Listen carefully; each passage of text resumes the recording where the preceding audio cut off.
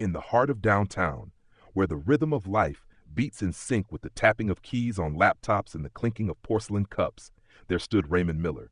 His spine, a testament to the miles marched and the comrades carried, whispered tales of yesteryear with each reluctant step. Today the sky, as if in sympathy, opened up, unleashing a torrential downpour that left Raymond with no choice but to seek refuge. There, at Cafe 61, nestled amidst the urban chic, he found himself at the threshold of a world so different from his own. As he stood in the doorway, water dripping from his gray beard and his tattered army jacket, Raymond felt like an apparition from another time. His old duffel bag, a faded olive green with straps frayed by the hands of time, weighed heavily on his shoulder. The warmth of the cafe beckoned, but it was a warmth that seemed alien, filled with the aroma of rich coffee and the scent of freshly baked pastries, a stark contrast to the cold rain seeping through his worn boots. With a deep breath, Raymond stepped inside, his presence a silent plea for understanding. He carefully selected a small corner table, as far away from the patrons as possible, yet close enough to hear the soft hum of conversation and the clatter of dishes. A young barista, with hair styled to perfection, approached. His eyes flicked over Raymond's soaked appearance with a mix of curiosity and barely concealed disdain. "Can I help you?" His voice was flat, the offer of assistance as thin as the steam rising from the espresso machine. "Just a water, please," Raymond murmured, his voice low, hoping not to disturb the ambiance. "Until the rain passes." The barista's eyebrows arched in a silent rebuke. "Minimum purchase required for seating," he stated, his tone now firm. "This isn't a shelter." Raymond nodded, his arthritic fingers delving into his pocket. He placed 3 crumpled dollar bills on the table, nearly half his remaining cash, a silent offering for a moment's peace. The barista, however, did not move to collect the money. "That won't cover our specialty coffee," he announced, his voice rising, ensuring nearby tables heard. "No purchase, no seat. This ain't a shelter." The cafe grew quiet, the air thick with the weight of judgment. Conversations halted, heads turned, and Raymond felt the familiar sting of stares, the same stares that had followed him since he returned, bearing scars unseen but deeply felt.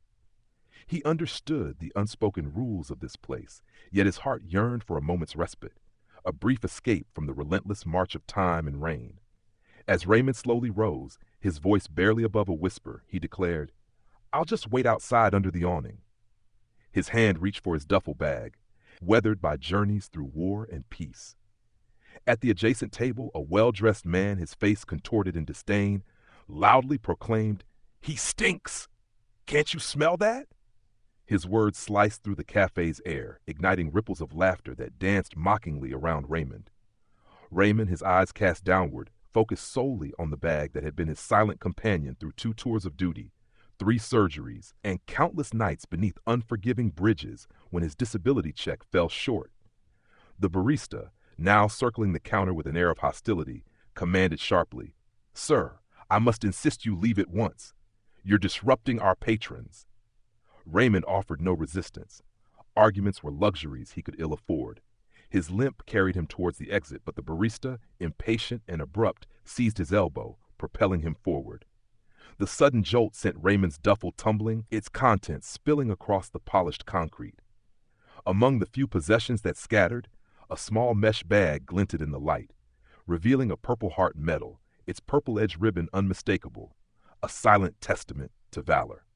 A woman at a nearby table, her coffee cup suspended midair, caught sight of the medal. Her expression shifted, a flicker of recognition, perhaps empathy, but as quickly as it appeared, it was replaced by a deliberate look away, a silent refusal to engage. The barista, either oblivious or indifferent, nudged the scattered items back into the bag with a disdainful kick, thrusting it towards Raymond. "Take your stuff and go," he demanded. Kneeling with painful deliberation, Raymond retrieved the medal himself, his movements slow and dignified despite the sting of humiliation. Not a single soul in the bustling cafe extended a hand to help as he gathered his belongings, his dignity, and stepped back into the world outside. Into the relentless downpour, Raymond clutched the Purple Heart nestled within his jacket, his heart pounding as the cafe door clicked shut behind him with a sense of finality. If you believe that respect should transcend appearances, this channel is for you. Stay! The rain, unyielding and fierce, showed no mercy as Raymond stood under the meager protection of the awning. After 20 minutes, with the rain still drumming relentlessly, he decided to seek refuge in the public park just 2 blocks away. Perhaps the gazebo there would offer a better shield against the storm. With each step, Raymond's resolve clashed with the pain that shot through his leg, a constant reminder of sacrifices made. The park, usually bustling with life, lay deserted, the rain having driven away its daily visitors. Raymond found solace in the dry corner of the wooden gazebo. Here, with the solitude he craved, he gently set down his duffel bag. Unzipping it, he checked the contents with a careful hand. The canvas had held firm, keeping his few belongings safe from the wet. From the bag he drew out a mesh pouch, inside of which lay his Purple Heart, awarded after a harrowing helicopter extraction in Afghanistan. The metal gleamed faintly, the purple at its heart stark against the silver edges, a beacon in the dim light filtering through the rain. Next, he unfolded an American flag, encased in a protective plastic sleeve, the same flag that had draped his best friend's coffin. His friend's family had sent it to him with a note that still stung with its poignant truth. He would want you to have this. You were more his brother than we ever were. At the bottom of the bag, he found a worn photograph, framed simply. It captured 12 men, comrades in arms, in desert camouflage, their arms draped around each other before a transport helicopter. Raymond's thumb gently brushed away the dust from the glass, his heart heavy. Only 5 of them had returned. Lastly, he pulled out an envelope, its contents his most recent letter from Sophia, his daughter. Their relationship, strained by time and distance, was a thread he desperately wished to mend. Each item in the bag was not just a possession, but a piece of his heart, a testament to his journey, his losses, and the unyielding hope for reconciliation. Raymond's heart ached as he grappled with the relentless shadows of his PTSD, the echoes of his daughter's childhood resentments, and his own struggles with stability. From her college dorm in another state, she sent letters, formal yet consistent, bridging the distance between them. "Ray, is that you? Alpha 9? The voice, startling him from his reverie, belonged to a man in a weather-beaten coat, his belongings stowed in a nearby shopping cart. As the man approached the gazebo, Raymond squinted, recognition dawning. "Charlie?" he called out, identifying a fellow veteran he'd occasionally met at the VA hospital. Charlie, with movements that mirrored the invisible wounds of war, ascended the gazebo steps. "Thought that was you," he said, his voice tinged with the weariness of shared experiences. "Been a while since the support group." Raymond merely nodded, the weight of his recent homelessness too heavy to confess. He had stopped attending the weekly meetings after losing his apartment, too ashamed to admit he had joined the ranks of homeless veterans, despite all the programs supposedly designed to prevent such a fate. "You still with your daughter?" Charlie asked, settling onto the bench with a groan that spoke volumes of his own familiar pains. "No," Raymond admitted, his voice low. "She's at college now, doing well." He gestured vaguely at his duffel bag and his current situation. "She knows about this?" Charlie's question hung in the air. "She won't." Raymond's tone left no room for argument. "She's finally getting ahead, building her own life. I won't be her burden." Charlie nodded, understanding the silent sacrifices many made to shield their loved ones from the harsh realities post-service. On Raymond's phone, an ancient flip model reserved for emergencies, a notification flickered. Curiosity, mixed with the need to escape the throbbing pain in his back, prompted him to check. A viral video link appeared, and with a mix of dread and boredom, he opened it. There, on his tiny screen, was his own humiliation. Someone at the cafe had recorded his ejection, their mocking commentary slicing through his pride. The caption read, "Homeless Veteran." Across town, nestled in the quiet comfort of a suburban home, David Harrison sat amidst the humdrum of a mundane conference call, his eyes idly scanning his phone. The algorithm, ever the puppeteer of content, suggested a video titled, "Watch This Freeloader Get Served." With a click born of curiosity, the screen lit up with drama that made his heart sink. There, amidst the jeers and the harsh comments questioning his authenticity as a veteran, was a man being escorted from a cafe. "Sergeant Miller," David whispered, his voice a mix of disbelief and urgency. His chair scraped back, and he stood, leaving his bewildered colleagues behind, their eyes trailing after him. David Harrison could never erase the memory of Sergeant Miller, the man who had shouldered him through 2 grueling miles of treacherous mountain terrain after an IED had obliterated their transport, leaving David's leg in ruins. The same Miller who, despite his own injuries, had braved the same perilous path to rescue 3 more wounded souls. His bravery had left him with a spine as twisted as the path of honor he had walked. David's hands trembled as he dialed a number he hadn't touched in years. "Marcus, it's David. Have you seen what they've done to Sergeant Miller?" His voice cracked with a mix of fury and sorrow. By nightfall, the video had ignited a fire within the private circles of veterans across the nation, their reactions a stark contrast to the public scorn. Phones buzzed, messages flew, and plans were hastily woven in the shadows. Unaware, Raymond, or Sergeant Miller as he was known, spent his night on a cold park bench, his duffel bag his only companion, serving as both pillow and shield.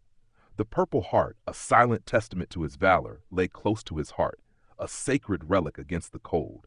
He never begged, he never raised his voice, he simply departed, the weight of the metal in his pocket and the rain soaking through his shoes. If you've ever witnessed someone demeaned for their appearance, let this be a moment of reflection. Dignity, true dignity, dawns in the quiet resilience of the downtrodden.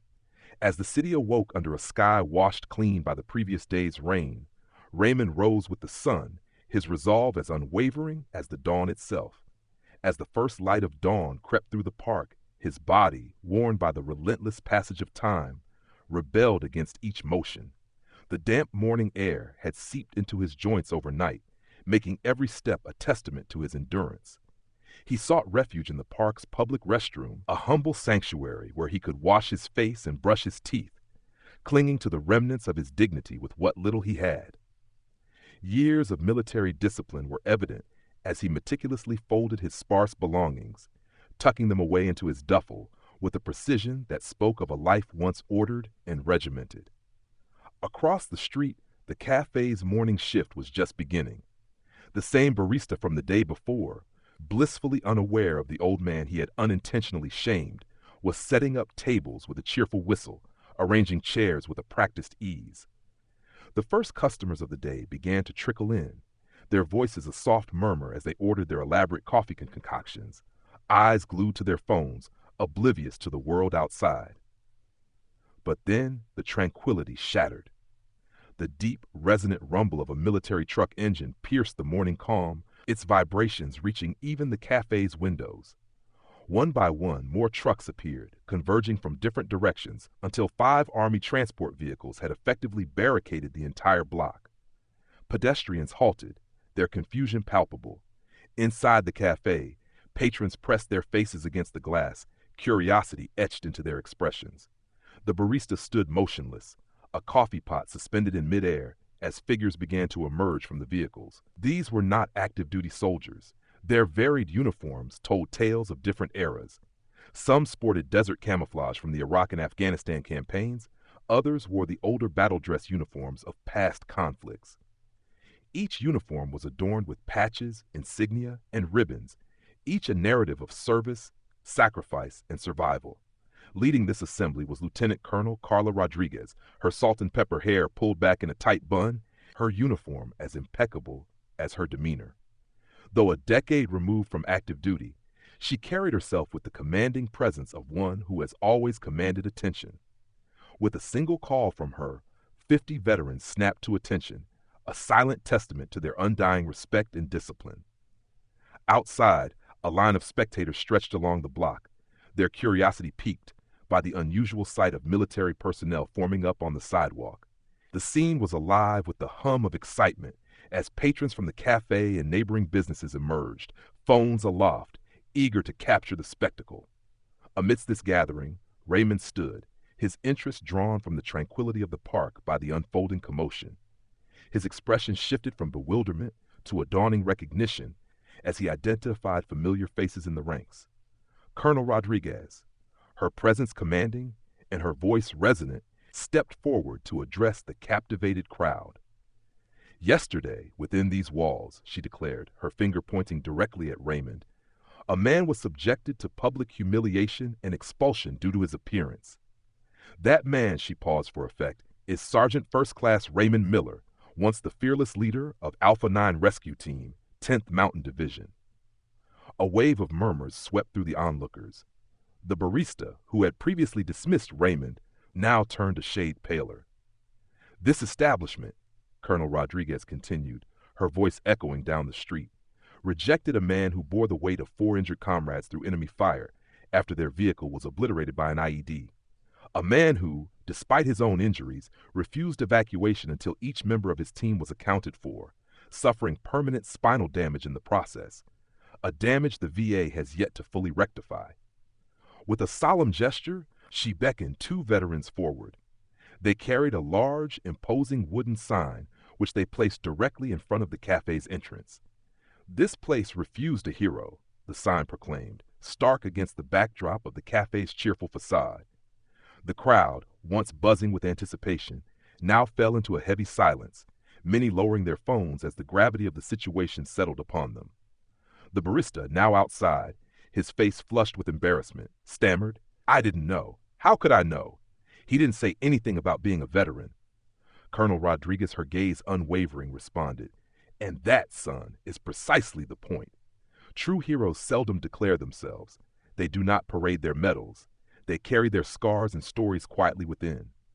Her words, heavy with meaning, left the crowd pondering the unseen sacrifices of those who serve in silence. Raymond limped forward, his presence parting the sea of veterans like Moses before the Red Sea. Despite his threadbare clothes and unkempt appearance, there was an undeniable air of dignity about him, a silent command for respect. "This isn't necessary," he murmured to Colonel Rodriguez, his voice barely above a whisper. "I'm not worth all this trouble." With a voice that carried the weight of authority, Colonel Rodriguez responded, loud enough for all to hear, "With all due respect, Sergeant, you don't get to decide your worth to us." The barista, trembling, approached Raymond. "Sir, I'm so sorry for how I treated you. If I had known—" Raymond silenced him with a raised hand. His voice, though gravelly, cut through the cafe's murmurs like a knife. "Don't apologize to me," he said. "Apologize to the uniform, to everyone who has ever worn it, whether you can see it or not." From the formation stepped David Harrison, his steps measured, his prosthetic leg hidden beneath his dress pants. "Sergeant Miller saved my life," he declared to the crowd, his voice resonant with emotion. "I was just a 20-year-old kid, bleeding out in the mountains. He carried me for 2 miles with a damaged spine, then went back for 3 more of us." One by one, other veterans emerged from the shadows of the crowd, each with a story to tell. Not all directly linked to Raymond, but every tale woven with threads of invisible bonds, of shared sacrifices, and the silent scars carried home. Inside the cafe, the staff scrambled, hastily removing the "No shirt, no service" sign from the window. The manager appeared, offering free coffee to all veterans present. Colonel Rodriguez declined with a polite firmness. "We didn't come for coffee or apologies. We came because when one of us is disrespected, all of us are, and because too many of our brothers and sisters have faded into invisibility after shedding their uniforms." What does it mean to truly see someone, to recognize the invisible badges of honor, the silent stories of valor? Here in this moment, the veterans stood, not just as individuals, but as a testament to the enduring spirit of those who serve. As the military trucks faded into the distance, their presence lingered like a heavy fog over the small town. Raymond, surrounded by his former comrades, felt an overwhelming wave of support. Each friend insisted on contributing, their hands and hearts eager to assist. His duffel bag was gently placed into David's car, and plans were swiftly made to retrieve his remaining belongings from a storage unit he could no longer afford. Meanwhile, the digital world buzzed with a new narrative. The once mocking video was now overshadowed by clips of Raymond's dignified response, circulating under hashtags like Respect the Uniform and Invisible Heroes. Not everyone could see the medals pinned to his chest, but they saw the man behind them. Isn't that enough? One might ponder, as YouTube viewers were drawn back to the story a week later. The cafe, once the scene of his public humiliation, had transformed. A new sign graced its window, boldly declaring, "Respect all, ask before you judge." Staff members had undergone sensitivity training, and a heartfelt discount program for veterans and first responders was now in place. Yet, Raymond chose not to revisit this place of past pain. Despite numerous invitations and personal apologies from the cafe owner, he preferred the silent strength of moving on, embracing the quiet dignity of a new chapter. In a modest apartment arranged by David and the others, Raymond found solace. It was a simple one-bedroom in a mixed-income building, equipped with an elevator that spared his injured spine the ordeal of stairs. For the first time in 18 months, he slept in a real bed, behind a door he could close, with a refrigerator stocked with food he hadn't had to salvage from dumpsters. Struggling with the weight of accepting help, Raymond's military-hardened independence made vulnerability seem like defeat. Yet each morning brought a new face to the lobby of his building, a fellow veteran, some known from service, others bound by the unspoken bond of the uniform. They came not just to share breakfast, but to offer rides to VA appointments, their presence a testament to the brotherhood that transcends time and circumstance. The cafe, in its quiet evolution, stood as a symbol of change, a beacon of what could be when compassion meets action. The cafe, once a place of routine for Raymond, had transformed into an unintentional shrine of sorts. Veterans from every corner of the city would visit daily, their pilgrimage marked by the simple act of ordering coffee and claiming the same corner table where Raymond had once been denied service. They didn't speak of the incident, yet their presence was a silent testament to their enduring spirit, a quiet rebellion against the indifference they had faced. On this crisp morning, a scene unfolded that would touch hearts across the room. A young father and his wide-eyed son, perhaps 7 years old, sat near a trio of these veterans. The boy, his curiosity as vivid as the morning sun, watched intently as the men exchanged a salute, a ritual as old as the nation itself, before settling into their seats. "Dad!" The boy's voice rang out, clear and curious. "Why do they salute when there's no flag?" The father, aware of the listening ears around him, chose his words with care. "Sometimes, son," he began, his voice low and thoughtful, "a man is the flag." The veterans, their faces etched with the lines of time and trials, nodded in approval. One, his eyes softening, offered the boy a small, rare smile, the first public sign of warmth since returning from his last tour. Meanwhile, across the city, in a small, quiet park, Raymond sat. His hands, weathered by life's relentless march, sorted through a pile of mail. Amidst the impersonal VA notices and bills, a handwritten envelope caught his eye. His daughter's familiar script beckoned him. With a careful touch, he opened it, unfolding 2 pages filled with Sophia's meticulous handwriting. "Dear Dad," it began, her words flowing like a soothing stream. "I saw what happened online, the video from the cafe, and then the veterans showing up. I recognized you immediately. Why didn't you tell me things had gotten so bad? All these months of letters and you never said you were homeless. You wrote about moving around, exploring different neighborhoods, and I believed you were okay. I've withdrawn from classes for the semester. Don't be angry, I can re-enroll later. I'm coming home next week. You're not alone, Dad. You never were. All those years I was angry that you weren't there for me, but now I understand. Oh, the weight of childhood. How much clearer the burdens become as we age, the silent struggles of those we hold dear. My heart aches for you, Sophia, for the load you bore and still bear alone. Let me, I implore you, share this weight. My love for you is boundless, Sophia."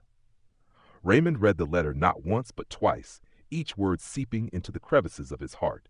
With a trembling hand, he folded it back into its envelope, the paper now marked with the fingerprints of his emotion.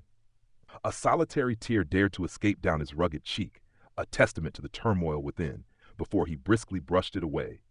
His phone, an old flip model, the relic of a bygone era, rang out, piercing the silence. It was Colonel Rodriguez, her regular check-ins a beacon of continuity in his life. "Rodriguez, the housing is more than sufficient," Raymond declared, his voice steady despite the storm inside.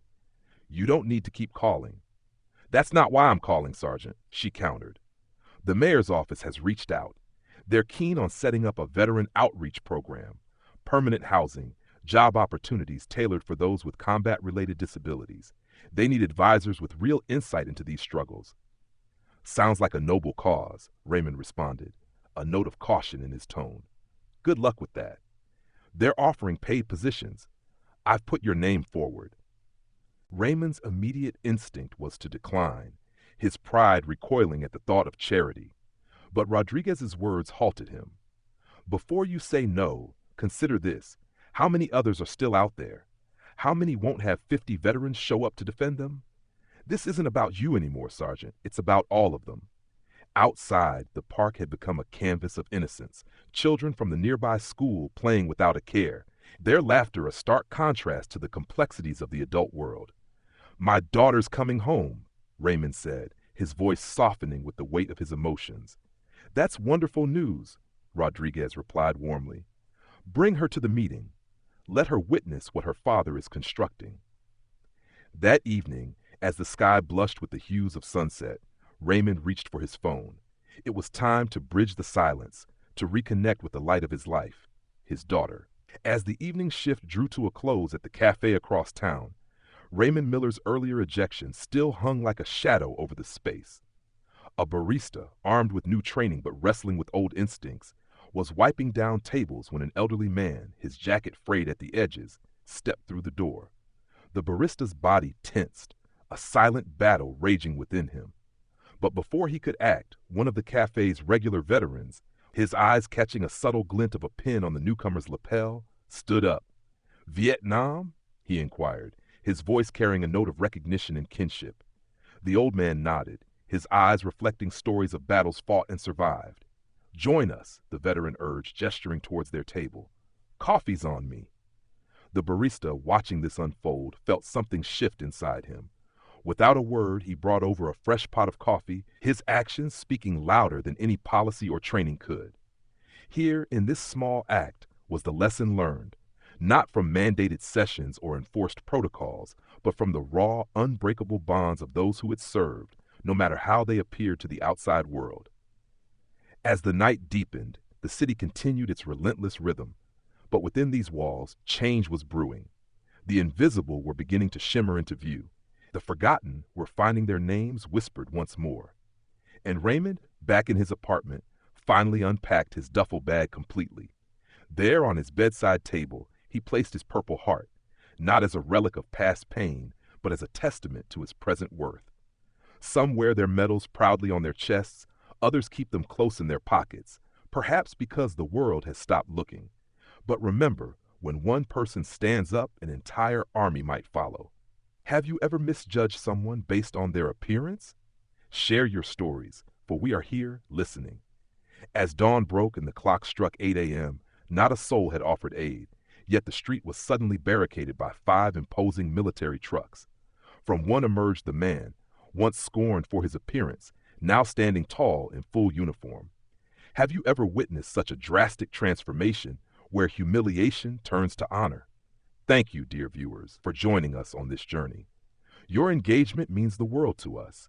Please leave a comment with your thoughts. Hit the like button if you were moved, share this story to spread the message, and subscribe for more tales that touch the heart.